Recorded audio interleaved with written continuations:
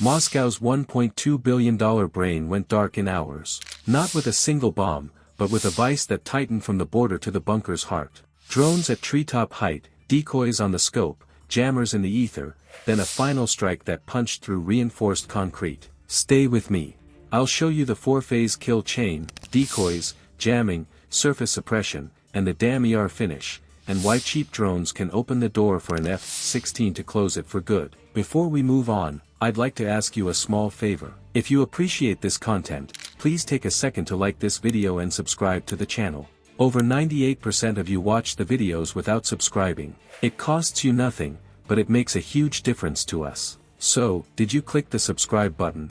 Great! Thank you so much. Now, back to the video. The bunker sat under concrete, antennas bristling above. Miss it, and you feed the war for another year. The target looked simple on a map. It was not. This was a buried nerve center with hard links to air defense, rail dispatch, and reserve call-ups. A concrete lid, deep galleries, and more than one way out. It stayed alive by redundancy, power loops, fiber backups, and a separate hilltop of antennas to keep its ears open even when the main mast went silent. Fly high and you die. That's how the defender set the board. GPS spoofers bent coordinates at the edge of the sector.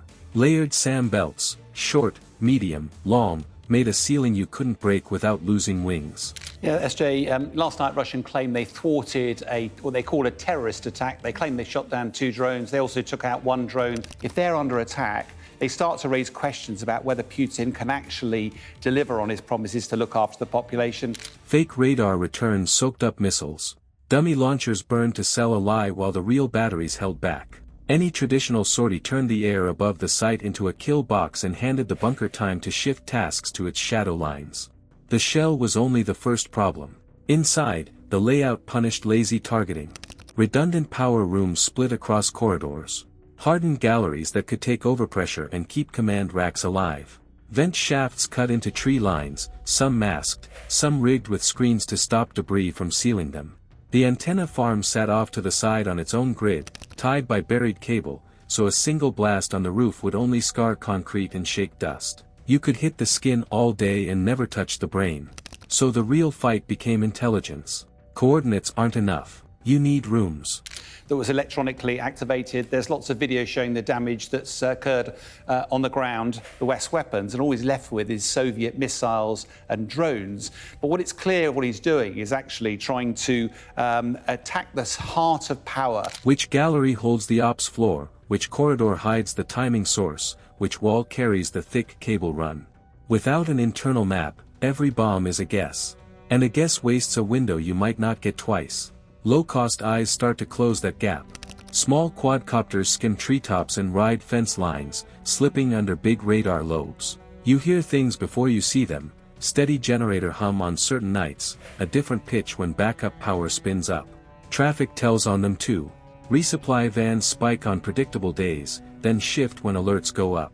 Even the angle of sentry patrols changes when a system goes down for service. Each small signal adds to the picture until rooms stop being lines on a blueprint and become living beats you can time. The first lever is often at the edge, not at the door.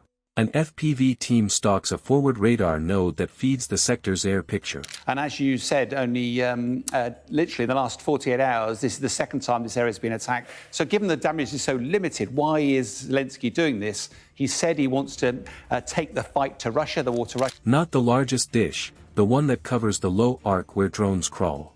A single hit, low metal cost, and suddenly there's a sensing seam. That seam lets the rest of the plan breathe.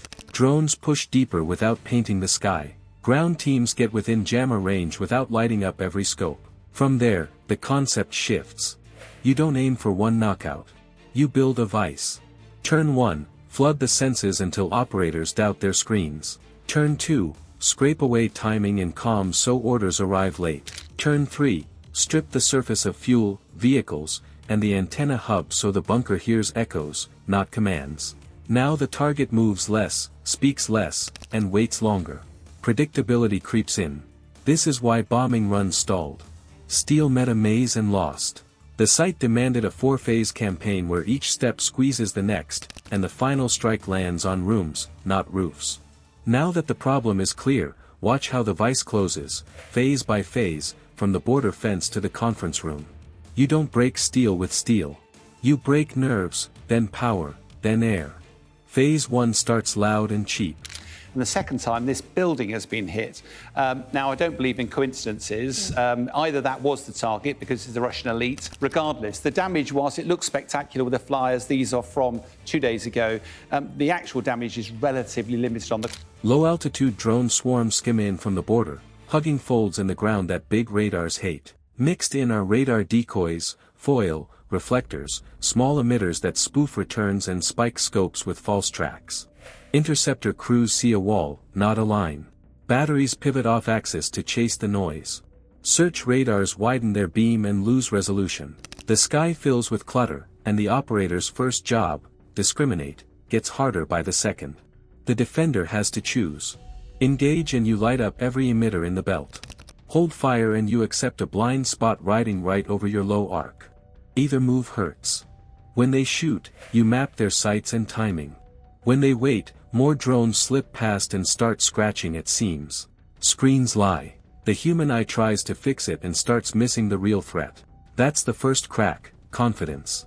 Phase 2 presses that crack with electronic warfare. The real issue is the psychological effect. If this was in London, there'd be Londoners be panicking and be really worried they were under attack. Explanation is that actually because these drones do follow a very, very accurate path, they would have been taken out in the same place, the debris falls in the same sort of location.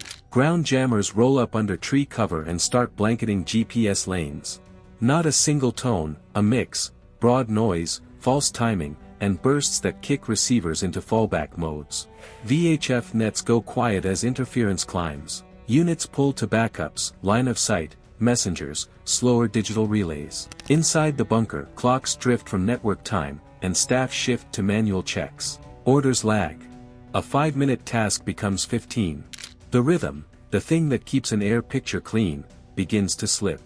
Phase 3 hits the surface. Long-range fires reach out first. Transport nodes get raked, the rail spur that brings fuel, the motor pool that stages escorts, the fuel bladders tucked behind berms. The antenna hub takes a cluster of impacts that cut its power and break relays.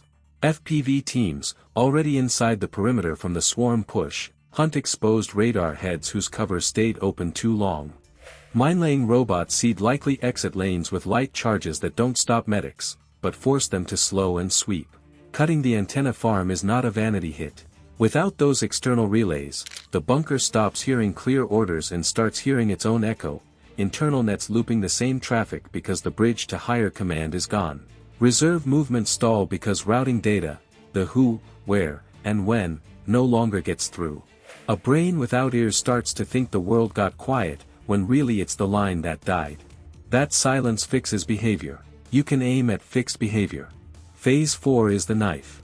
An F-16 rides in low, under the high-altitude traps that the belt set for classic strikes, and lofts JDAM ERs with delayed fuses.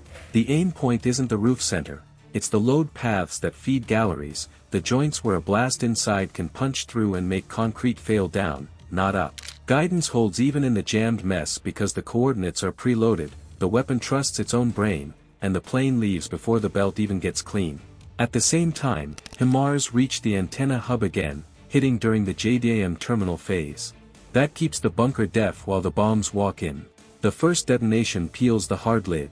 The second rides the new void and hammers the central chamber. Racks fall. Cables snap. Overpressure finds the corridors we already mapped. Relief can't form. Exits choke under mines. Fuel trucks don't move. Radios shout into a loop. Control phrase in hours, not days. The aftermath isn't victory laps. It's triage, restraint, and a new question: what happens to the rest of the network when one brain goes dark? The real weapon was timing layered with pressure and denial until concrete turned into a trap. Each phase stole something vital: sense, sync, movement, so the bunker beat itself. If you value hard tactical breakdowns over noise, hit the subscribe button and comment your choice below. What phase mattered most to you: decoy, jamming, surface suppression, or precision kill? Comment your choice below.